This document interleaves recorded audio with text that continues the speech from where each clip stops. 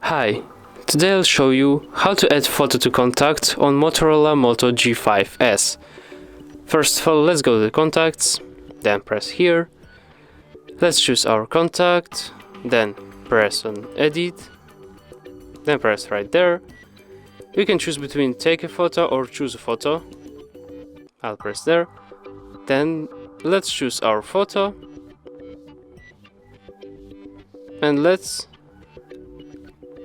cut it, yeah, like this. So then press done, and press done one more time. Contact saved.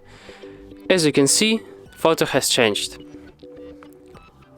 Thanks for watching, press like, subscribe to our channel, and see you next time.